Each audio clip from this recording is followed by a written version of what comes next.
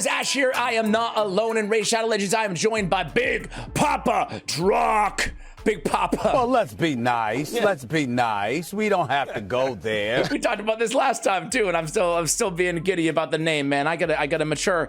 How you doing, Drock? What's up? Yo, what is up, Ash? I have you back. Yes, it feels good to be here, brother. Thank you so much for having me on the channel. Of course, man, the pleasure is always mine. Today, we're going to talk a little bit about the state of the arena, but not just arena, I would say. Actually, just the game in general in terms of power creep, right? It's the massive elephant in the room, dude. I feel like obviously I'm not like pointing fingers at creators because I've never even talked about it at length, but I feel like it's that kind of that massive tide of power creep that started with empowerment or it started with empowerment and then it went to blessings, which was huge. And then at the same time, it went to mythicals as well. So we're looking at this game that's a lot different than the 2021 version of Raid Shadow Legends. So before I, move on with the combo, do you agree here? Obviously, epic empowerment was nice to kind of bring in the rest of the champions a little bit, but obviously there could be quite a bit more. What the hell was that? A lesson. Or how do you feel overall about power creep and raid? Oh man, it's out of control. But first, today's video is brought to you by Dragonair Silent Gods. Thank you, Dragonair, for sponsoring today's video. And thank you so much, Dragonair, for sponsoring my 2nd, 3rd, 4th, 10th YouTube channel, Ash and Saf, Dragonair Silent Gods. We're about to hit 2,000 subscribers. It's me and Saf from HH Gaming Network. We collab every single video. So if you're into beginner content, we have guides on basically anything and everything inside the game at this point. So Dragonair Silent Gods is inspired by that kind of open world RPG style that you're familiar with if you're acquainted with, I don't know, Dungeons and Dragons. Also kind of Baldur's Gate 3 kind of vibes. It has dice rolls, has summonings, kind of gearing out your heroes and your champions in this game, similar to what you're already acquainted to from Raid, of course. But now they also have Season 4 launching. We have long awaited this news, the community at large, and it is here, and they have not disappointed. Take a look. So they have a bunch of new heroes that all look incredible, and you can get your hands on the new heroes vis-a-vis the new summoning event. As part of the 4th fairing summoning event, so you guys can see Season 4 heroes are greatly increased, the likelihood of summoning them. We also have every 10 hero summons a guaranteed legendary, which is absolutely insane. Nothing there. Let's see if we can get one on the next go round here.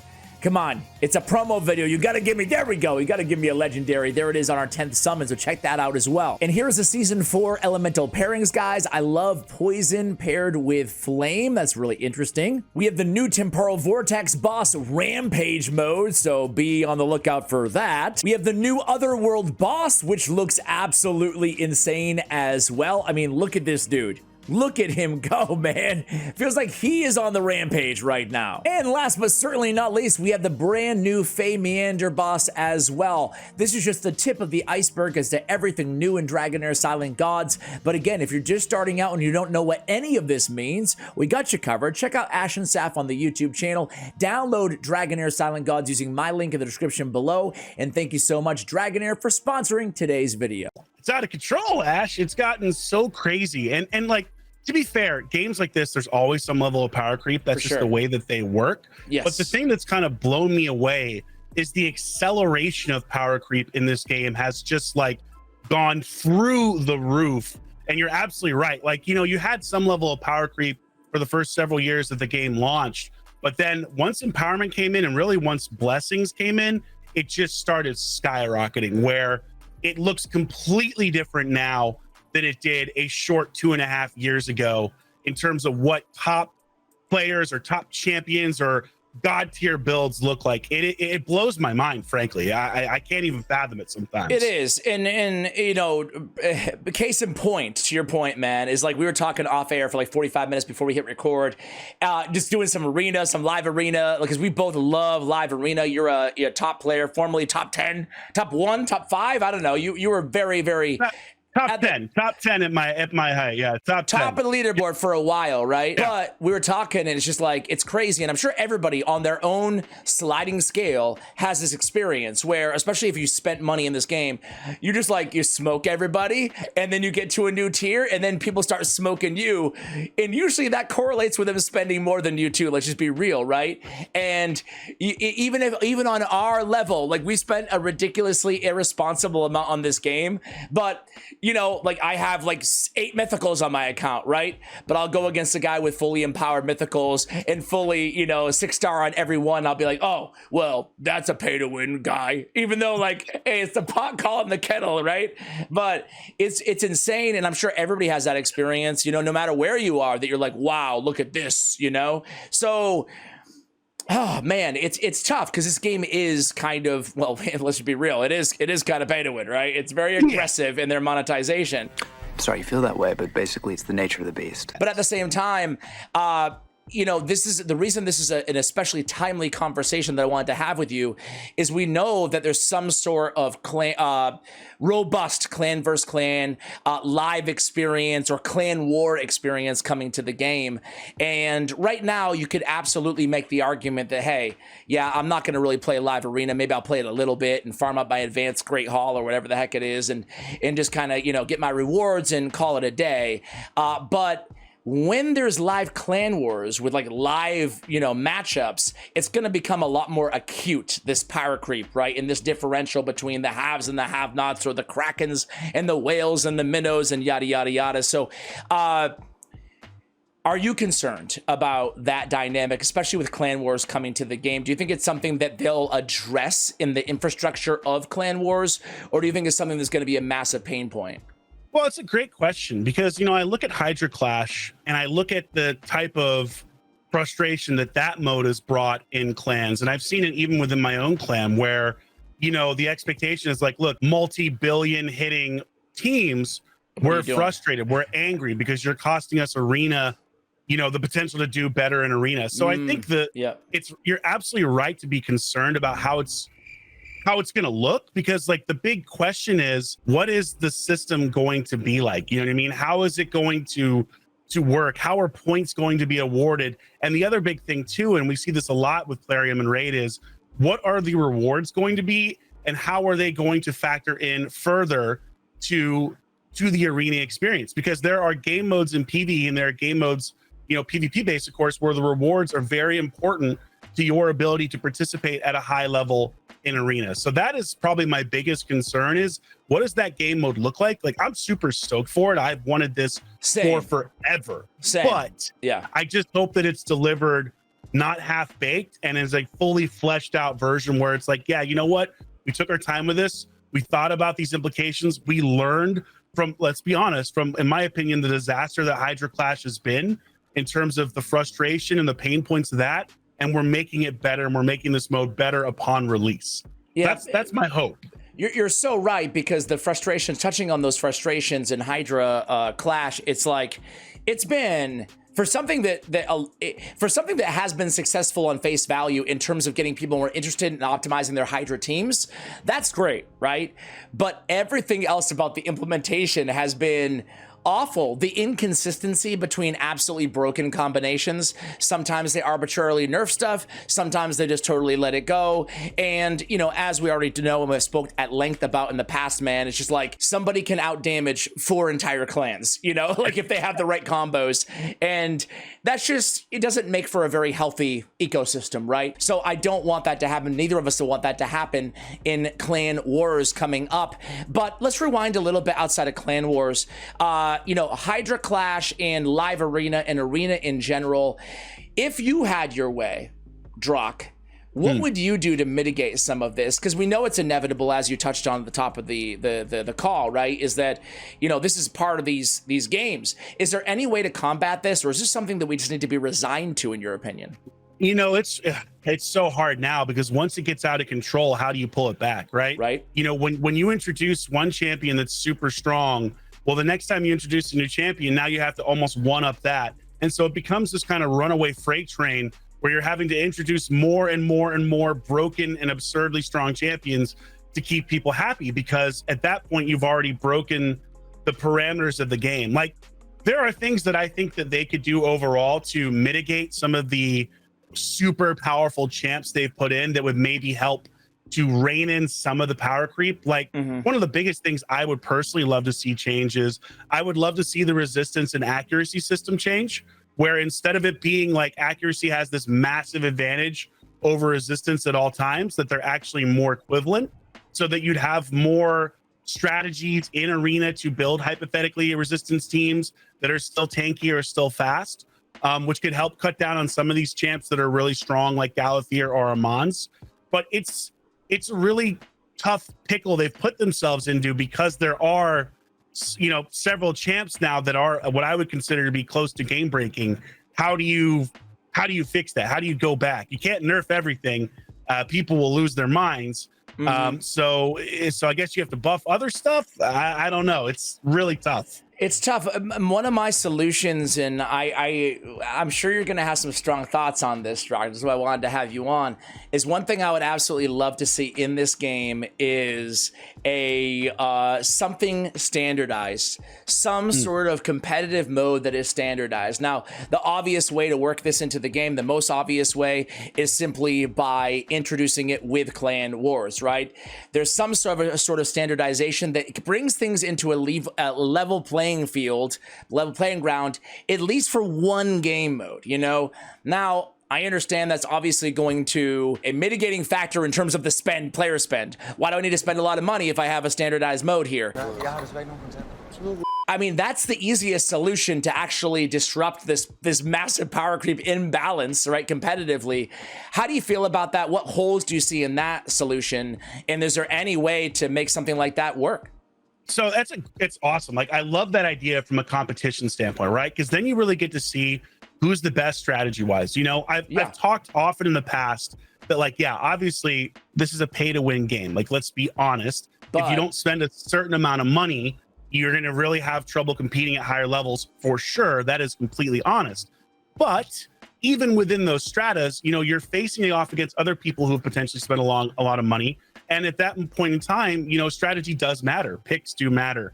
Bans do matter in live arena. Your overall ideas and team composition does matter. So a mode like that, where you're like, look, we are looking at pure strategy. The competitor in me loves that, because it's like, look, let's find out for real who is actually the best strategist, who is actually the person that understands game mechanics the best and is the best player, with the caveat that there's still probably a lot of RNG because of polymorph and stuff like that. But you know what I mean? Like, let's try to find out for real.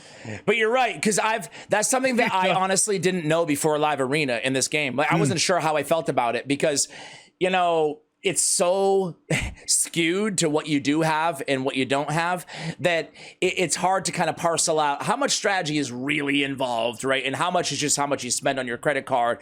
And certainly there's a lot to be said for how much you spend. But to your point earlier, man, and we just talked about this like at length off air, but yeah, there's a lot of strategy in this game, way more than I had expected in terms of the counterplay and counterbalances, even within the meta right now, for all its faults.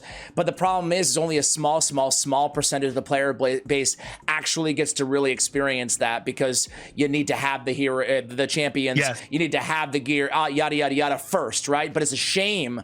And that's why I wanted to have this convo, is because, like, how can they mitigate this? How can more people experience what we've been lucky enough to experience, you know, or unlucky, depending on how you look at it. Yeah, my bank account says unlucky, but yeah, right. Yeah, maybe we're not the lucky ones. but my heart says, "Oh, Druck, you've achieved incredible things. I'm so proud of you, Druck. Buy more shards. Buy more shards." That's how they want you to feel, Druck. That's how they want you to feel. Yeah. So, but you're right though, right? Because the high level strategy is linked in many ways to how much you spend. Because when you have more champions, more strategy goes into what do you do, who do you build, who do you not build, who can you afford to build in terms of the amount of gear that you have. And so that is very much linked to what you've spent, which is kind of a shame, because that's the best part of the arena experience. That's the exciting part. And that's why I would love to see a game mode like you're, you know, supporting, but Yeah, what's your butt? I feel like there was a butt coming for the last 5 minutes. Well, give it to us. There's a huge butt, and you already said it, and it's why I don't think they'll ever do it. And it comes down to wanting people to spend, because the way that I see that happening is you have a bunch of people in this ecosystem who've spent anywhere from like a small amount of money to literally, I'm not even kidding, I think people have spent millions of dollars, like straight up. I really actually do. Millions. I'm a fair person, and I'm a businessman. Clear professional. I 1,000,000% think that there are people in the game who have spent over $1 million. Oh my God, dude. Don't even doubt that for a second. I am 99.9% sure, which sounds insane, but it's not me, by the way. No way in heck could I. Yeah, you're like, I know for a fact, Ash. I know for a fact. It's not me. It's not me, I swear. I got the receipts to prove it, bro.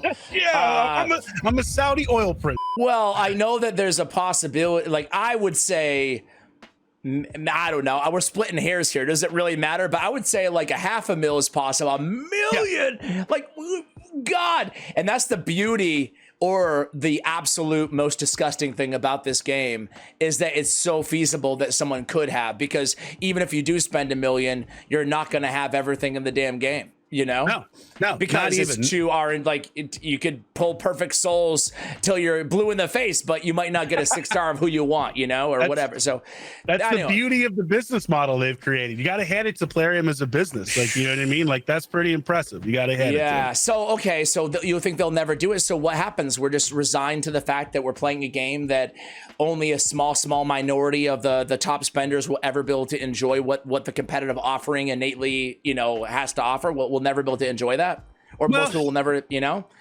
This is something I wrestle with, right? Yeah. And this is something that I feel like I've learned a lot in the past, where I did the free-to-play challenge for Hell Hades, right? And I'd never done that. And I found that I actually really enjoyed free-to-play Arena, but part of me enjoying it was also related to the fact that a lot of the high-level mechanics like polymorph they don't factor in nearly as much. So I wasn't as frustrated with the RNG. But the other thing too is I think my expectations were very different for that account, and that's what allowed me to enjoy it more. Where it's like, yeah, I know I'm gonna get wrecked. I know I'm not gonna outspeed people.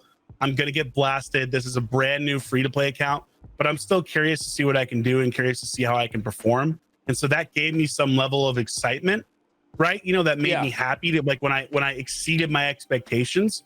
So I don't want to say that people are resigned to this, or that there's you know, that you can't have fun in Arena without spending a bunch of money. Certainly it definitely makes it easier to have fun, just be completely honest and transparent, for sure. But I still think you can enjoy aspects of Arena even if you aren't dropping a bunch of cash, provided you're getting lucky with your shard pulls, because certainly even among free-to-play players, there are people who've pulled Taurus and Rhodos and, you know, sure, god tier mythicals, and people who have not. But ultimately, you still have a ceiling that just caps you no matter what, for the most part, you know. And that's the shame of it. But okay, so so you don't think it's crucial? I mean, like, there's got to be a solution here, because I mean, like, we're biased here. Obviously, we want the best of the game because it's best for us as well, our channels and the success of everything, right? So we want our viewers to be happy and enjoy the game as well. So what can we do? What should we advocate for Plarium? Like, obviously Plarium watches the content too. So like, what do we want to, how can they do this? Is there another way, Rock? Is there another way, man? You know, if the thing is that I would look at it, I think would be the biggest problem is that they don't want to collapse the reason for people to spend. So if you put this mode in there, right, where it's like everyone is equal, let's see who's the best strategy. You know, obviously this mode would be wildly popular. That's just reality. It would be wildly popular. You'd have so many people wanting to play it, like, myself included. And when we say level standard, I would want to play it too. I would switch over immediately because, you know, like, first of all, there'd never be long wait times. It'd be a massive pool of players, and it would be fun. And you'd still be tiered out based on your performance. You wouldn't be playing like, you know, people who sit around all day and play just 24/7. You know, there'd be a learning curve that would be natural, and yada yada yada yada. So I don't know, man. I'm just like, in my mind, sounds great. In my mind, we need to get there, man. We need to get there, you know? I genuinely would love it. But I think the problem they have is that everyone abandons regular live arena. Everyone abandons all the other modes that require spending. And now they're in this place where it's like, how do we get people to spend on this? That's the problem you'd have to solve I from know, them, I know. for them from a business perspective. And you might know better than I do, like, because you obviously create a lot with Clash, right? Or Clash of Clans or all of them, all of them. Oh yeah. How did they solve that problem, right? Well, like, how did they do it? Well, that's a great question. So what they did was they went up again, or they basically went through and they were like, did a lot of it is matchmaking clans, right? So like Clan Wars, it's like, okay, how, you know, if the matches are good, then it's okay, because the whales go against whales and the mid players go against the mid players. A lot of the solution here lies in the intricacies of the actual matchup, right? So like, for example, I might be able to, as long as there's a strategic value that you can add to your clan or your team, even if you're a free to play on the bottom of the roster, you're 50 out of 50, or, you know, 30 out of 30, whatever, you're the bottom guy. As long as, you know, you can scout, you know, you can try to get 1 star, you can try to hit up to, you know, like, as long as there's some utility that you can bring to the table, then it works, you know? So that's kind of how they addressed it. And then frankly too, I'd be lying if I didn't say that, you know, it's a lot less pay to win than this game. Although it is pay to win, it's a lot less than this, you know? Whereas this game is like, you know. So you're giving me an idea. So I wonder then, and this is something I think we've talked about in the past, but one of the things I've talked about is I feel that the matchmaking system for Arena is particularly poor, as well as in some cases for Hydra Clash. So maybe something they can do to improve the experience for everyone is to really revamp the matchmaking system so that you're actually matched with the people you should be matched at for the level that you're at. And I saw this like specifically with free to play, where I would be level 60 facing level hundreds, and like there's almost no chance. Like there's just nothing I can really do. So I wonder if that would make an improvement on some level to help people feel more engaged and more excited when they play these modes as they stand now. You know what? I think you might be on to something, right? Is it perfect? No, you know, but are we going to get perfect? No.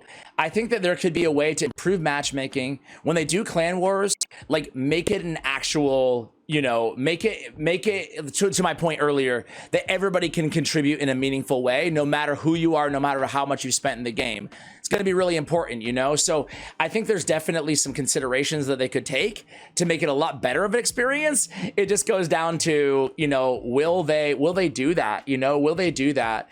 And I don't know, but I really hope they do, you know? And Live Arena is such a shame, man. It's just like, I think it's the best mode in the game, but I think it's just not for everybody, you know? Yeah, it's funny because I've taken a big step back from it and taken a break because I just got so tired, I think, in the recent meta changes. And like the biggest thing for me was the fact that polymorph didn't actually get addressed the way that it should have with the last quote unquote nerf, or it just ended up becoming stronger. And I was like, all right, this is super toxic. I got to take a break, man. Like I can't keep raging about sheep. But you're back into it though, Drock, because we faced off and you smoked me in the arena. Yeah, that actually is true. I was playing the other night and I saw you come up. I went up against you. I'm like, shoot.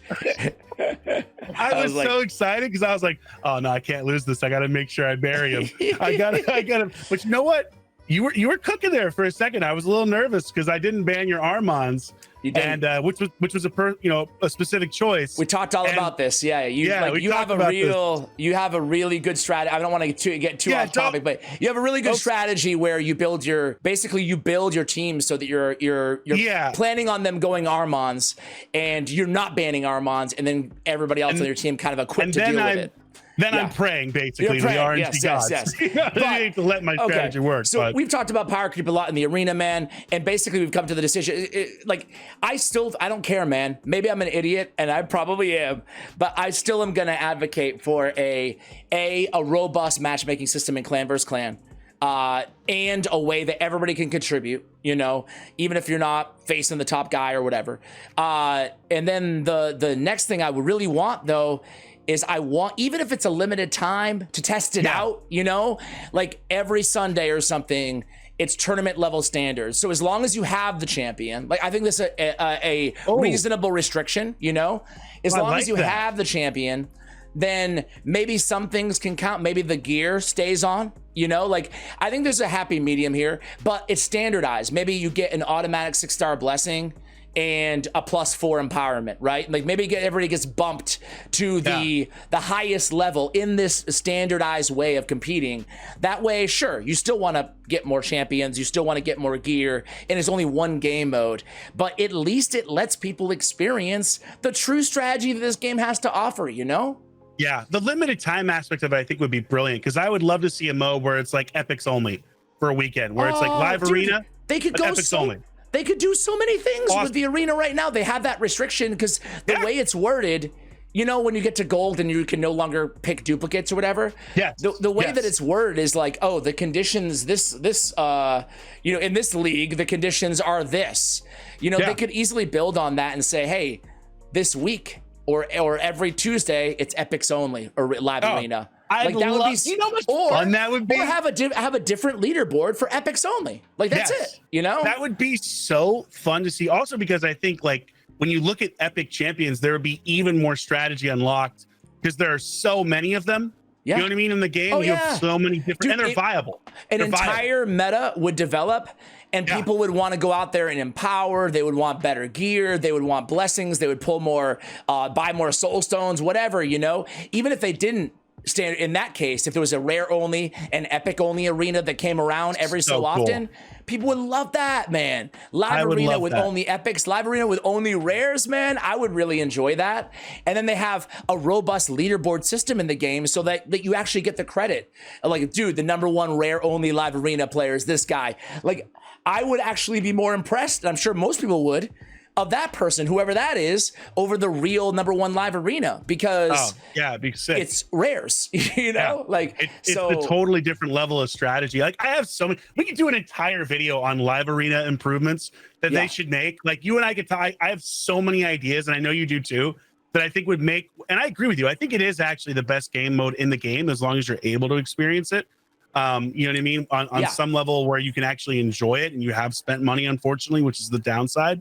Like if you're gonna get the absolute most out of it, but there are so many things they could do to improve it that I think it would make it incredible and just take Raid to a whole different level. I'm not hiring right now, sweetheart. Well, because at the end of the day, people watching this video and you and I, we all love Raid on some level. Like we do. Like you won't play this game if you don't. If they love don't, it. To make it 25 minutes in, they must really love us, man. So I think somewhere, even if you're a hater, somewhere deep down, you're watching a Raid Shadow Legends YouTube video, listen to two whatever adjective you want to throw in there, talk about it. But dude, what I was talking about is these battle rules, you know what I'm saying? Yeah. Like you can see, I have my screen share on. Like the battles, why don't they actually make some cool battle rules every so often, you know? Like there's so many different ways. Do you have one idea that you would add to live arena or tag team or regular arena? Like one thing that you think that, like, why don't they do that? It's like for more players to enjoy it, you know? You could do so many cool things around that. Like, you know what I mean? You could do like a live arena where no revivers are allowed. You could do a live arena where it's like, just just any restriction. Yeah. You know, like any type of restriction. Like literally there are a million combinations you could throw in there and test out that would be a lot of fun. And I think would give people variety where you're never seeing the same champions. You could do like Shadowkin only day. You could do epic only night. You know, and the thing is, like, you wouldn't want this to be all the time because then it would start to drive you crazy. But if this was a once or twice a week thing for like, you know, a day or for a couple hours or a couple sessions, that would be a lot of fun. And I would love, and also like, I'd love to see what the other high level players do in those scenarios where it's like, who are you picking for your epics? You rolling with Gembo? You know what I mean? And maybe you're throwing out a Vogoth, like the old Vogoth strats. Yeah, man. Like, you're speaking my language here, man. Like, is Basher coming back, baby? Who's gonna be in the thing? You're like, okay, they got Basher and Aliko. What the hell am I gonna do here, man? Like, dude, there's a lot of fun that comes from that, man. I really wish they would consider something like that because it's oh gosh, bro, it would just be so. You guys let us know. You know, I feel like I wish we had talked about this at the beginning of the video, like these ideas, because these are the things that make Raid to me like really exciting. Like, oh no, they're starting a rare only arena. What? You know, like that is like, I'm gonna be every day my eyes peeled for the leaderboard trying to reach out to whoever to get them come on the channel, the #1 player, and be like, this is how they build their teams. And I don't know, that's fun to me because there's so many crappy rares and epics that are just sitting in everybody's vault. And sure, Curse City added a little bit to that viability, to their viability, but it wasn't it wasn't enough to get like super excited about in a competitive sense, and that would be really fun. They could also implement some restrictions to Clan Wars if they wanted to, you know, like once every other month it's epic only Clan War, you know, like that. Those are little ways to alleviate some of the power creep that we've mentioned the first half of the video, you know. Yeah, absolutely. And again, I think it provides more variety. It gives people a reason to experiment and do different stuff. It mixes things up and it re-energizes. I mean, like the game's been out for 5 years now, right? Like you want to have reasons to use, and everybody has, if you've played for that long, like most people have a ton of different epic champions and rare champions from pulling shards. So yeah, even the playing field, it gives people a reason to want to try something new. I think in that scenario, that's a win for Plarium. I get a thumbs up. I got a big Papa drop thumbs up on that one. You got a big Papa thumbs up right there, baby. Hell yeah, man. Because I think that is a great idea and allows people to experience what we experience without dropping whatever amount of money we spent on the game. So yeah, I love that idea. Well, hey, dude, I think that kind of wraps up where I'm at right now. PvE, I guess my final note here is PvE to me, actually, I think they're actually going in a lot better of a direction personally. I don't know how you feel about it, but like, I'm sure that won't be a popular thing to say because people are always going to complain and be unhappy about some stuff. But I do think that nerfing those bosses like they did helped out a lot of players, you know, and adding Wixwell helped out a ton of players in those areas. And I do think that they've added some beasts to the game the last year and a half, 2 years, like Monkey King and so on and so forth. So I actually do think that PvE is in a fairly good state. There's still a long way to go. You know, add freaking Minotaur levels, for example, right? But overall, I think that they've done a pretty good job negating the pain of power creep, I would say, in PvE, which makes sense because it's not a competitive mode, so to speak, against other players, you know? Yeah, I would agree. I'm glad they made those nerfs. I'm very, very happy about that. I thought those bosses were a little overtuned. Not geared. Overtuned. Thank you. That's the word I'm looking for. Overtuned. So I'm really happy they did that. I wish they'd make a couple more changes to Cursed City. I still think that needs a little more adjustment. I think they will. I hope they will. Yeah. On the high level, like in the Soul Cross Hard, I still think there's some aspects of that I would change. I think overall, though, man, like maybe I just don't think it's that interesting, you know, of a game mode. You know, it's like it's all right. You know, ain't my cup of tea. It ain't for me, as they say. But all right. You know what? At least they're trying. Indeed. So, hey, we'll end on a positive note there. Drock, thanks so much for coming on, guys. Go ahead and subscribe and check out the #1 rising star content creator from the Raid Awards. Did they give you a little trophy, dude? Dude, I was actually going to pull it out, but they just got this. They just got this yesterday. Hey, I'm showing mine too. You can't see me, but we're both holding it up. Cheers. I couldn't believe it. I was like, I actually got one too. There's no way. Who do you think is in our shards? Who do you think is in your sacred shard? Probably like I don't know. What's a horrible champion that I would never use? Pixel? Yeah, probably Pixel. Yeah, sure. Pixel, you know? Yeah, Pixel. Absolutely. Maybe a Chronicler Adolin dupe. Chronicler Adolin could be that. Oh, maybe it's an Armand's. I can feel it. Oh, there you go. Oh, he's controlling me. I can't do anything. Who are these people? I don't know. No. You're gonna turn into a freaking sheep, man. I'm a sheep, bro. Do you have the sheep ready? Oh, yeah. You know what? I never got the sheep. Oh, I never got. They knew better. They knew better. I don't have mine sitting around. Otherwise, I would show it. They sent a sheep. It got lost in the mail. Actually, they just told me that today too. Because I was like, "Do I get the sheep?" Nope. It's gone. Okay, that's very convenient on their part. Shoot, I was going to ask you something before I let you go now because something came to mind about the Raid Awards. Oh, my Raid Award, right? For the 3 viewers who are left watching here. My Raid Award, dude, it's so embarrassing because I got a Raid Award. It was very nice of them to send me the thing and the package, and it was very nice. Everything was great. But my video, do you know what my award was for? I can't remember. You won something. What was it again? Yeah, I won most viewed video award. Hey, that's actually pretty sick, though. You ready? You ready for the secret about this most viewed video? Oh no! It's not even a secret, but it's like okay, bro. It was a freaking promo code. It was a 30-second video for a promo code. It's like community award. I just really nailed it. It feels like it shouldn't count. It feels like it shouldn't count, man. That's actually awesome that you won for that. I love that. Is the most Ray community thing They ever. even That showed is- it on the award show, the thumbnail of like promo code. I didn't realize it was a promo code video that you won for. It was like this quick though. I was like, yeah, man, I'm surprised you even included that at all. But hey, I'll still take it. I appreciate it. I appreciate it. Best promo code creator of all Oh time. yeah, my no boy big deal. A Ash. lot of thought went into that one. A lot of strategy. I was tireless nights up trying to make that perfect video. So there we go. Anyway, Drog, thanks for coming on. We'll have the links to Drog's channels in the comments or the description, excuse me, below. Much love, and as always, take care, guys.